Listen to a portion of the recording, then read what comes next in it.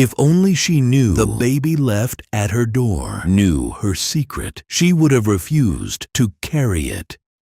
Listen carefully now, because the story I am about to tell you, nobody wanted to tell it out loud. On the night it all broke open, a young woman named Nia Cole ran through the rain like her shadow was chasing her. Her feet hit the wet pavement hard.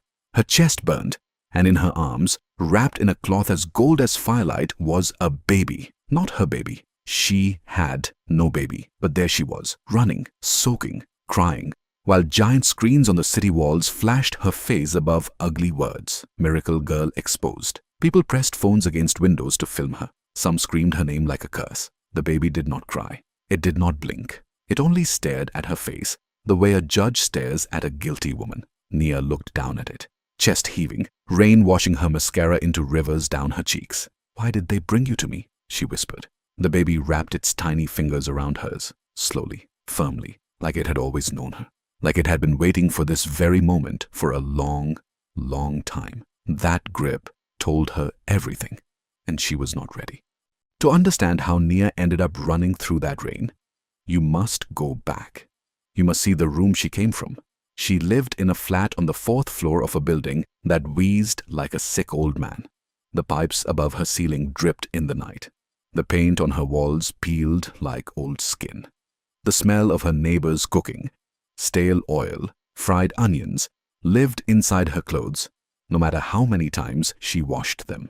Nia worked 2 jobs and still could not breathe easy. But what truly hurt her was not the poverty. It was the watching. She watched other girls online every night, girls with soft hair and clean teeth, standing on balconies in cities she had never touched, girls who laughed without their shoulders tensing, girls whose shoes matched. Nia watched and burned with a quiet, hot envy she was ashamed of but could not kill. Her cousin Tara saw it. "You keep staring at their shine," Tara said one evening, "but you never ask what they traded for it." Nia laughed it off. That same night, 3 slow knocks landed on her door. She was not expecting anyone. She opened the door and found no person standing there, only a basket. It sat on her mat like it had always belonged there. Round and neat, lined with soft gold fabric, the kind you see at weddings, not doorsteps. Nia looked left and right down the hallway. Empty. The ceiling light flickered once. She crouched down slowly. Her heart tapped fast. Inside the basket was a baby. Small, very still, eyes wide open and dark as deep water, staring upward with a calm that made Nia's skin prickle. Not a newborn, a few months old, round-cheeked, dressed too nicely for a doorstep child. Beside the baby was a folded note. She picked it up with shaking fingers. "Carry him till morning. Say nothing. Refuse, and your past will speak." Nia read it twice, 3 times. She reached to pull the golden blanket tighter, and her fingers touched something hard and cold. She pulled it free carefully. A bracelet charm. Tiny, shaped like a crescent moon.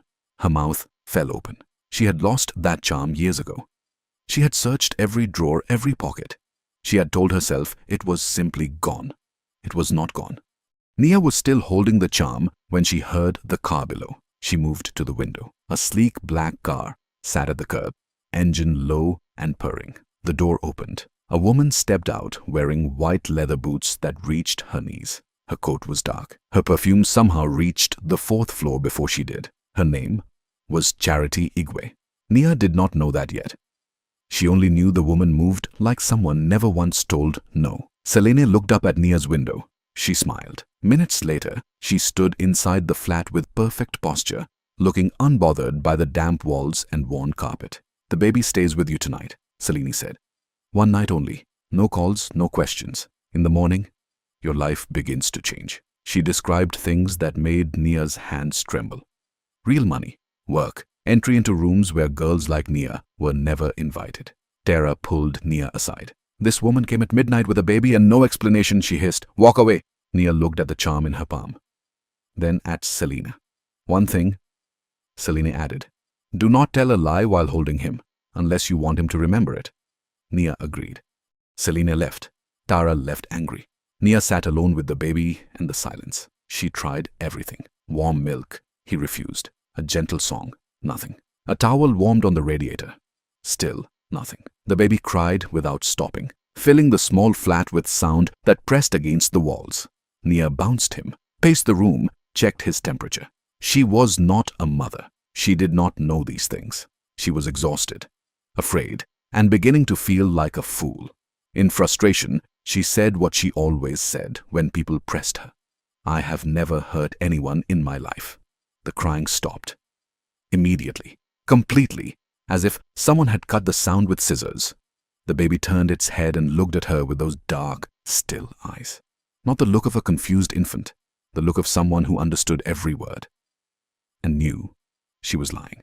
Nia stepped back. She sat on the edge of her bed, heart hammering, staring at the child. Then, because she did not know what else to do, she whispered a name unspoken for years, buried under guilt and busy days and loud music. "Amara," she whispered. The baby smiled. Morning came gray and cold. Selene arrived exactly when she promised. She did not ask how the night went. She only looked at Nia's face, the sleepless eyes, the tension in the jaw, and nodded once, like something had been confirmed. In her hands was a bag. Inside were clothes that cost more than Nia earned in a month. Under those was an envelope of cash. Under that was an invitation card, thick cream paper, gold letters. "Get dressed," Selene said. "You have somewhere to be tonight." The event was on a rooftop 40 floors above the city. Soft carpet underfoot, warm lights strung between pillars, men in suits that fit perfectly, women who laughed with open mouths. Nia walked in with clean hair and borrowed confidence. She felt, for the first time, inside the world she had only ever watched through a screen. Selene guided her through conversations, whispered names and warnings, taught her how to hold a glass, how to look interested. Then she leaned close. "Rich people do not buy truth, Nia. They buy stories. Remember that." Behind a locked door across the room, Nia glimpsed a mood board. In the center was a photo of the baby. "You want to understand this world?" Selene said the next day. "Let me show you what it really is." What followed was a lesson that should have sent Nia straight home. The cars were rented. The handbags were borrowed from a storage room shared between 10 women. The dinners were staged, food ordered, photo taken, food returned cold. The follow accounts were swollen with paid numbers. The brand deals were planted stories dressed as real life. Nia sat in a small studio and watched a photographer shoot a girl eating strawberries with a look of pure joy for 40 minutes until she had one usable image. "This is all fake," Nia said. "This is all work." Selene corrected. "Fake is what you call it from outside. From inside, it is strategy." Nia was disgusted for approximately 1 hour. Then Selene showed her the earnings report of the girl with the strawberries. 3 brand deals that month, rent paid, savings growing, 2 holidays booked. Nia's disgust became something quieter and more dangerous. Consideration. "You could do this faster than any of them," Selene said, watching her carefully. "You have something they were born without. Hunger." Then she tilted her head, especially with that baby. The video was Selene's idea, but Nia held the baby, so it felt like hers. Selene filmed it on Nia's cracked phone, so it looked real. Not polished, not staged. Just a young woman, tired-eyed and gentle, rocking a mystery baby in a small apartment. No explanation. Just love. It was 47 seconds long. By morning, it had 10,000 views. By afternoon, 200,000. By the time Nia woke the next day, the whole city knew her face and her story. They called her soft. They called her pure. They called her chosen. One blog wrote, "This girl found an abandoned baby alone and did not hesitate. Brands called Selene's number. Donations appeared. People sent clothes, food, and kind words by the hundreds." Tara sat at Nia's table and watched all of it in silence and felt sick. "They love a story," Tara said. "Not you. They do not know who you are." "Right now, what's the difference?" Nia replied. Tara opened her mouth, then closed it. Later, scrolling through comments, Nia's thumb stopped. One comment, an account with no photo, no name, no followers at all. It read, "Ask her where she was the night Amara disappeared." Nia deleted the comment. Then she deleted it from her mind. The way she had learned to delete many things, quickly, firmly, without looking too long, because the new world was opening its doors. And she was walking through. Selene moved her into a cleaner apartment, just temporarily, she said. Better lighting, faster internet, a neighborhood where people did not fry fish in the hallway. Nia ate at restaurants with menus that had no prices, because the people there did not need to check. She told herself it was only for a while, just until she found her footing, just until she saved enough to stand on her own terms. But the praise was warm, and the cold flat was cold, and the difference between those two temperatures was hard to argue with. Selene appeared one afternoon with a folder and placed it on the table. A bigger arrangement, she said. More money, more reach, travel, an apartment in your name. Nia looked at the folder. What does it ask for? Full loyalty, Selena said, and silence. Nia's fingers touched the edge of the folder. Silence about what? Selene only smiled. Sign first, questions after. That is how it works. The dinner happened 3 nights later. A private room above a restaurant with no name on the door. 8 people around a table. Faces Nia recognized from screens. Executives, tastemakers, one woman who ran a media company that owned 6 major platforms. They called themselves The Circle. Not out loud. Nia learned the name the way you learn dangerous things. Slowly. From details, without anyone saying it directly. They were pleasant. They asked thoughtful questions. They passed her wine and told her she had the right kind of face for difficult times. But by the time dessert arrived, the pleasantness had shape. They wanted her phone, her daily schedule, the rights to her image. Complete silence about the baby. Where he came from, who he belonged to, how she received him. In return, everything she had ever wanted. Nia felt the warmth of the room and the weight of the ask pressing against each other. One man, silver at his temples, very steady eyes, looked directly at her as he lifted his glass. The child always chooses the one who owes, he said softly. Nia smiled back, but her hands, flat on the table beneath the cloth, were trembling. 2 weeks passed in the bright world. Nia moved like she had always belonged there, but the baby watched everything. He was still with her. Selena had extended the arrangement without explanation. He was quiet mostly, calm in ways that felt less like peace and more like patience, like something sitting still until the right moment. One evening, at a launch event, Nia stood in a large dressing room with mirrored walls and soft white light. She lifted the baby to take a photo, the kind that made followers respond in floods, pure, soft, real. She looked at the photo on her screen. Her face was clear. The room was clear. The baby's body was clear. But the baby's face in the photo was different. Not his round infant face, older. A little boy, maybe 5 or 6, and the eyes, dark, still, deep, were eyes she knew, had known. She looked at the real baby. Round face, normal eyes, peaceful. She looked at the photo again. Wrong face. Wrong eyes. Amara's eyes. She deleted the photo. Her fingers moved so fast she nearly dropped the phone. From behind her, Tara's voice came quiet and careful. Nia, who is Amara? Nia said nothing for 3 days. She smiled on camera. She posted. She attended. She wore the right clothes and said the right words and performed the life so convincingly that even she believed it during the good hours. But at night, alone with the baby, the silence asked its questions. On the 3rd night, she sat by the window while rain drew slow lines down the glass. The baby lay in his basket, awake, watching her with a stillness that never felt like innocence. Nia whispered it quietly, to nobody, or so she thought. Amara, I had no choice. The baby's eyes opened wider. Then, in a voice barely bigger than a breath, a sound impossible from a mouth that small, it spoke one word. Liar. Nia stood up so fast, the bottle fell from her hand. It hit the floor and shattered, glass spreading across the tiles like a small, cold explosion. She stood in the middle of the borrowed apartment, breathing in shallow pulls, staring at the baby. The baby stared back. and the night outside the window felt suddenly very close, like it was pressing in from all sides, waiting to be let inside. The charity event was the biggest night of Nia's life so far. Selene had arranged everything.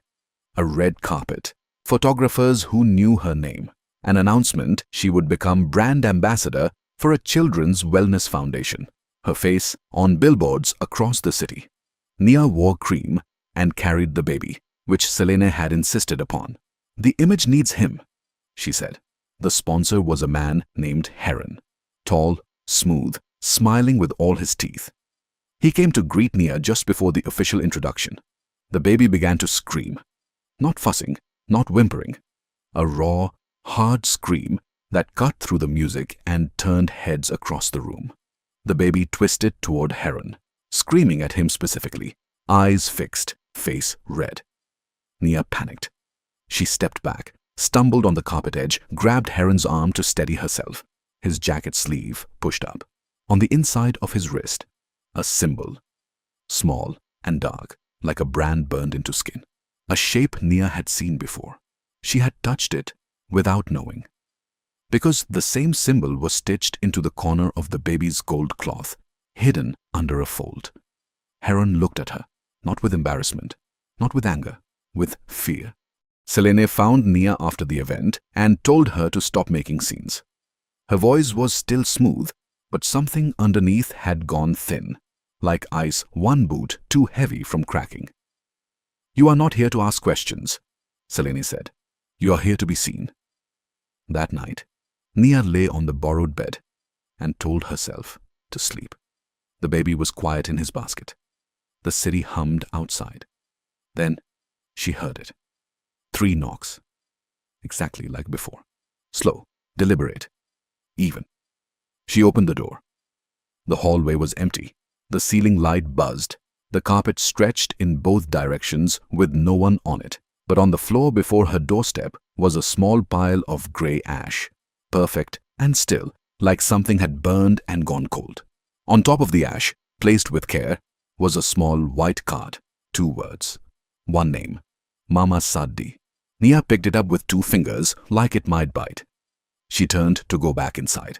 Behind her, from the basket, came a sound she had never heard from the baby before.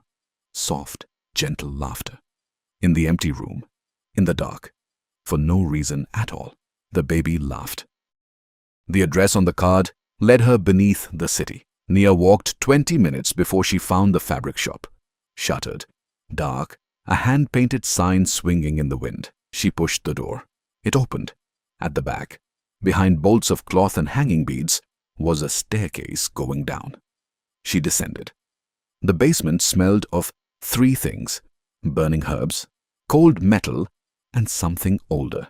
Something she had no word for, but recognized the way you recognize a childhood feeling. The air was thick. Candles stood in corners, their light yellow and unsteady. Mama Sade sat on a low wooden stool. She was old, not fragile. Old the way certain trees are old, dense, and deeply rooted. Her eyes moved to the baby the moment Nia entered. Then she stood sharply and backed 2 steps away. Her chest rose, both palms forward, steadying herself. "I won't touch that child," she said. "Please," Nia said. "I need to understand." Mama Sade studied the baby from where she stood. Finally, she sat and folded her hands. "That child was not left at your door," she said slowly. "It was delivered to your death." She looked directly at Nia. "What did you do to Amara?" The name landed like something falling from a great height. Nia sat. Her legs made the decision before her mind did. She told Mama Sadie what she had told herself for years was the smallest possible version of the truth. She and Amara had grown up on the same streets, same shortage, same hunger. When Amara got caught in the circle's web, Nia watched and said nothing. But when Amara tried to leave, when she gathered what little she had and found a hiding place, she made the mistake of trusting Nia with that location. Selene had found Nia first. She offered 1 month's rent. All Nia had to do was tell her where Amara was staying. Nia told herself it was not serious. Selene would only talk to Amara. Nobody would be hurt. It was just an address. The next morning, Amara was gone. Nia never asked what happened. She did not want an answer she could not live with. She buried the question, moved on, and never said Amara's name again. Until the night she whispered it to the baby. When she finished, Mama Sade said nothing for a long time. Then, simply, "That is not the full truth." The first crack appeared on a Tuesday. A gossip page posted an old photo, Nia and Amara, maybe 19, standing outside a chicken shop, squinting against the sun. The caption asked, casually, whether they had been friends. It looked like a small thing. It was not. Questions gathered online the way water gathers before a flood. Slow, then with momentum, then unstoppable. Sponsors sent careful emails asking questions. Selene told Nia to post something warm and normal. A soft video, a grateful caption. "Smile and keep moving," she said. This kind of thing passes. But the baby cried every time Nia went in front of a camera. Every time she smiled at the lens, the baby wailed. She tried filming in another room, waited until he slept, tried everything. He always knew. By the end of the week, a blogger with 2 million followers made an announcement. "Live tomorrow night," he wrote. "The miracle girl's dirty past. Come ready. We have sources. We have receipts. We have dates." Tara called Nia that night. "Tell the truth now," she said. "On your own terms, before someone else does." Nia gripped her phone. "I just need more time," she said. She did not get more time. The live stream started at 9. By 9:15, Selene's face was on every screen. It was not the blogger's stream. It was Selene's own account, her own audience, people who had watched Nia rise, who had been warmed by the miracle girl story, who now leaned toward their phones with their trust rearranged. Selene spoke calmly. She produced messages, old texts from Nia's phone, taken during the weeks she had been given access. She played edited voice notes. She showed side-by-side photos with timestamps that told a story.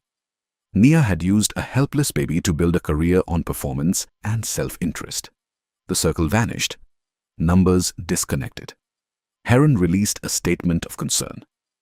Brands deleted her tag from every post. The crowd that once called her chosen now called her other things.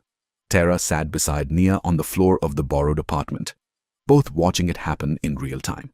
Neither spoke. Then Nia looked at the baby's basket. It was empty. The golden cloth lay flat and undisturbed. The basket was simply empty, as if the baby had stepped out of the world the same quiet way he had entered it. She searched every room. She checked the hallway, the bathroom, the space under the bed, the wardrobe, the small balcony. She called out. Called what? She had no name for the child. She checked behind the sofa, inside the storage cupboard, even the kitchen cabinets. A panic that had become irrational. Nothing. Nobody. She sat on the floor at 2 in the morning, in the middle of her ruined life, and cried the way she had not cried since childhood, without dignity, without any control. Then she heard it, a small sound. From her room, she walked in slowly. The baby lay in the center of her bed, silent and composed, eyes open. Beside him was a white envelope, thick, unsealed, sitting on the mattress as if placed there deliberately. Her name was not on it. Inside was a photograph. Amara, young and tired, with a round belly and hollow cheeks, a face that had been through too much and was still trying.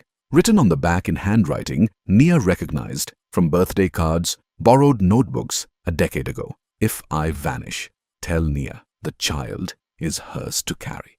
Nia's hands dropped. Amara had been pregnant when she disappeared. She went back to Mama Sad. Not because she had a plan, because she had nothing else. The apartment was being reclaimed, her accounts frozen by the circle's legal team.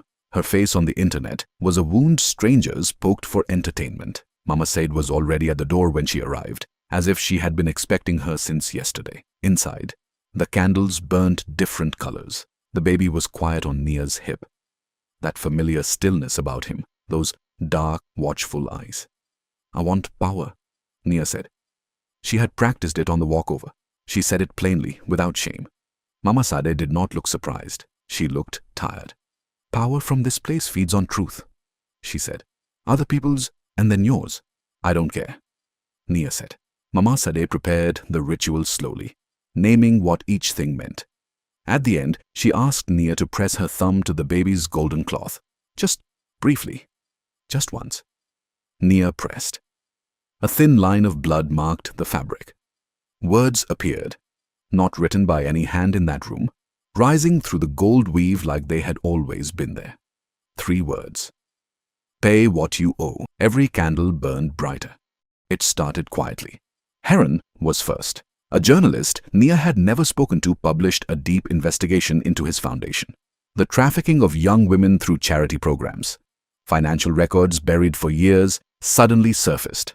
His name left the internet in handcuffs. The blogger who announced the live stream had his sources publicly identified as paid liars. His credibility collapsed over 3 days with the certainty of a building with a broken foundation. Then, Celine. Her payment records leaked. Years of manufactured stories, manufactured people, celebrities whose identities had been built and sold. The manipulation was total, and the evidence was clear. Nia watched from a small rented room with bare walls. She felt powerful. She felt clean in the way that revenge feels clean at the very start, before it shows you its cost. You're smiling different, Tara said, standing at the door with 2 cups of tea. Nia took her cup. They deserved it. Maybe, Tara said. She looked at her cousin for a long moment. But I watched you smile just now, Nia, and you smiled like Selene. She set down her cup and walked out. The baby watched the door long after Tara had closed it. Then the power turned. It started with sound. A baby crying in the room next door. Except when Nia checked, the room was empty. It moved with her, downstairs, through corridors, into silence, always just behind her, disappearing when she turned. She passed mirrors, and they fogged.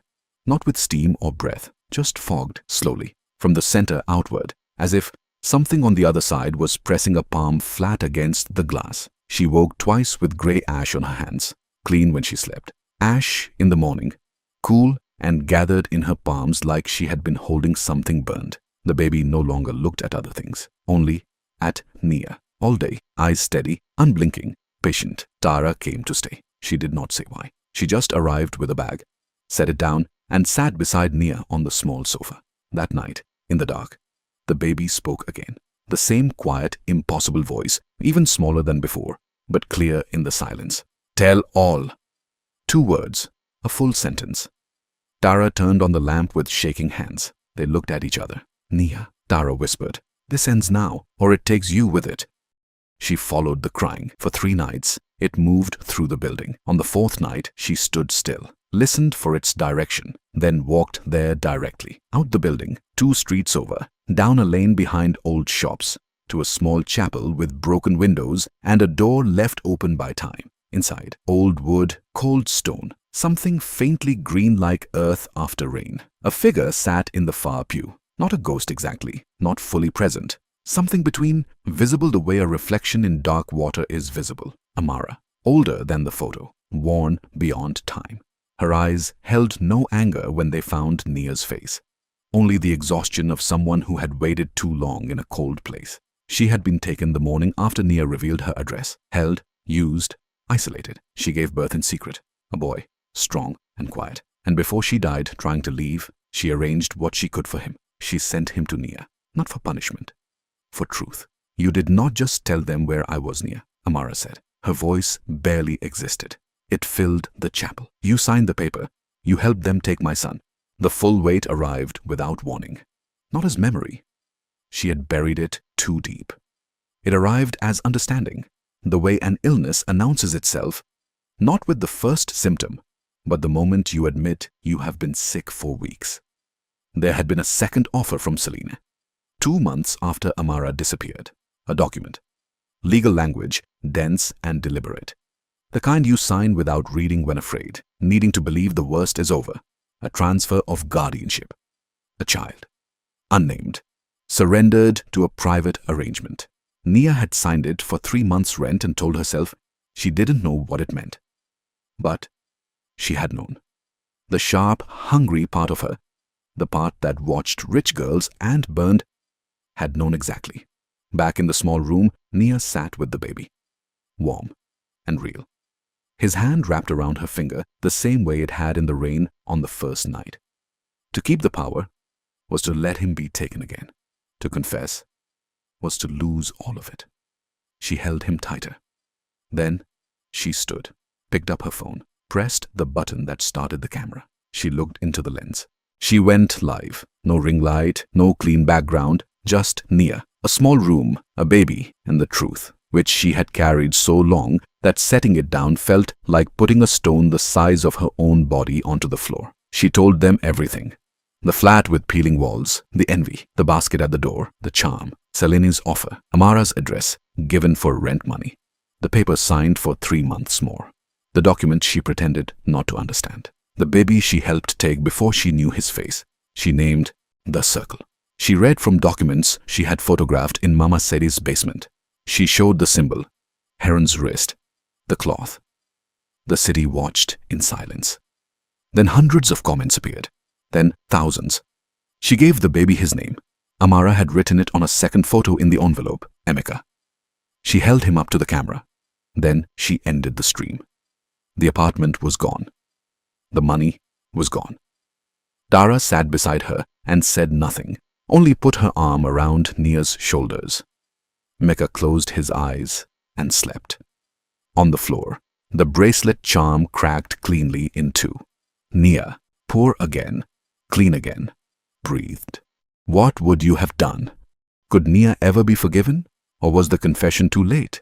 Tell us in the comments. And if this story moved you, share it with someone who needs to hear it. Because the things we bury never stay buried. They only wait. Stay kind. Stay honest. And never sign a paper you have not read. If this story touched your heart, please share it with someone who needs to be reminded. These things quietly change the world. Another story is coming very soon. Subscribe and turn on your notifications so you don't miss it. Thank you for watching.